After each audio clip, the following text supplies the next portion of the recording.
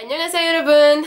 So last week we talked about particles and I thought that this week we should continue talking about particles, but just different particles because I'm very lazy like that and I don't feel like coming up with new ideas. No, I'm kidding. I actually wanted to include what I'm going to be talking about today into last week's episode, but because of time constraints and because I didn't want to make like a 20-minute video, I decided to kind of cut them up and, well, give it to you guys in manageable chunks because this particle that I'm going to talk about today has pretty much absolutely nothing to do with what we were talking about last week, so I don't even know why I wanted to put it all in one. I guess I was thinking of innovative ways of helping you guys learn or something, but yeah, no. Sometimes I get ahead of myself a little bit. Today I decided to talk about the particle that indicates cause and effect relationship between whatever is happening in the sentence. Did that make sense?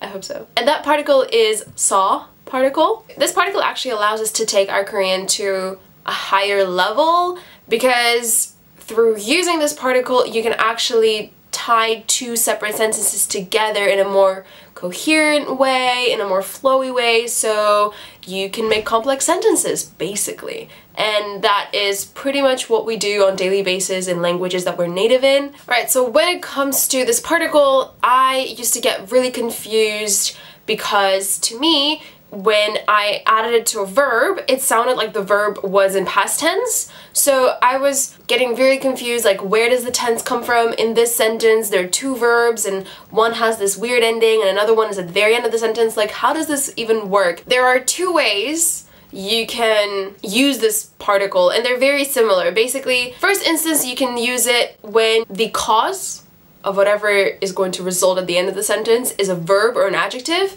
And then the other sense is when it's a noun. You still add saw to only verbs and adjectives. You don't add it ever to nouns, but there are slight differences of how you do it, but we'll get to that in a minute. First, let's look at verbs and adjectives. In English, we use words like because or so to indicate this relationship. In Korean, they use saw. Here's a simple sentence. 돈이 없어서 여행을 할 수 없어요. Because I don't have money, I can't go on vacation, or I can't take a trip. The first part of the sentence is 돈이 없어서. 없다 is not to have something. That's a verb. We conjugate it, and then we add 서 to it, and that's how we form the because part of the sentence. This part of the sentence can never be in past tense. So just the fact that you're adding a 서 to it does not mean that it's in past tense. In this kind of sentence, the last verb, or the result verb basically, is the one who sets the tense. You can also add saw to adjectives.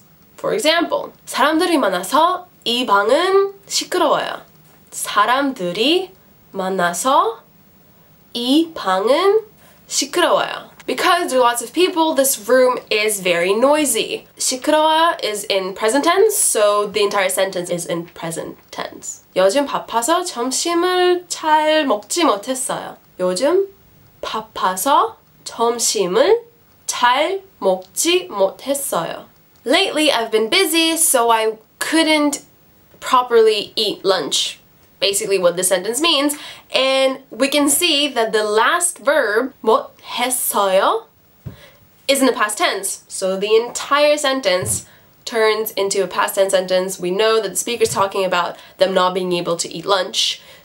Sometime in the past, recent past, not so recent past, it doesn't matter. So these sentences that we've been looking at, they focus mainly on the verb, like the verb in the first part of the sentence caused whatever happens in the second part of the sentence. I'm busy, being busy is what caused me not to be able to have lunch. Now we're gonna look at sentences where nouns are actually the cause of whatever's gonna happen in the second part of the sentence. But because we can't add saw to nouns, we have to add them to verbs or adjectives. And the verbs that usually go with nouns are to be or not to be, right? So the 이다 or 아니다. When it comes to adding 서 to these two verbs, there are certain rules to do that. When we are adding 서 to 이다, we just take the noun, and if it has a 받침, we add 이라서. And if it doesn't have a 받침, we just add 라서. For example, 저는 학생이라서 숙제가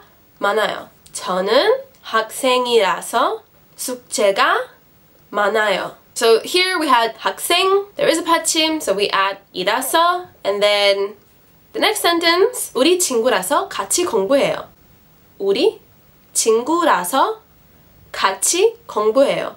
Because we're friends, we study together. Here, 친구 doesn't have a 받침, so we just add 라서, and it's simple like that. So yeah, here, the meaning of these sentences is because I am this, or this is that, or I am a student, we are friends, friends, student, this, that, you know, the being of something, being something, that is the cause of whatever happens in the second part of the sentence, like we study together or I have a lot of homework. When you're talking about negative sentences, I actually barely ever mention negative sentences ever, so I feel like I should, because I don't think I've ever told you guys how to make negative sentences. Yeah, now we know what I'm gonna make the next episode about, basically. When you have the negative not to be verb, 아니다, depending whether you have a noun with 받침 or without 받침, you use our favorite 이 and 가 particles. Yay! You basically take the noun, you put 가 or 이, and then you say 아니라서. That's it. I'll give an example. 여기는 큰 도시가 아니라서 지하철이 없어요. Because this is not a big city, we don't have a subway. 여기는 큰 도시가 아니라서 지하철이 없어요. Another example can be 21살이 아니라서 술을 못 마셔요. I can't drink because I'm not 21. I'm not 21 because I can't drink. There you go. Again, in these sentences, the ending verb is also the one that sets the tense. It's not the to be or not to be, the 이다 or 아니다. These guys do not have anything to do with the tense of the sentence, so don't get confused, please. They do not indicate that it's the past tense. Alright, so that is it for today. I hope this was useful. I hope this helps you to take your Korean to a bit of a higher level where you can try and form more complex sentences. Alright, I hope you all have a wonderful, wonderful upcoming weekend. And I'll see you guys next week. Yay! Bye! 안녕!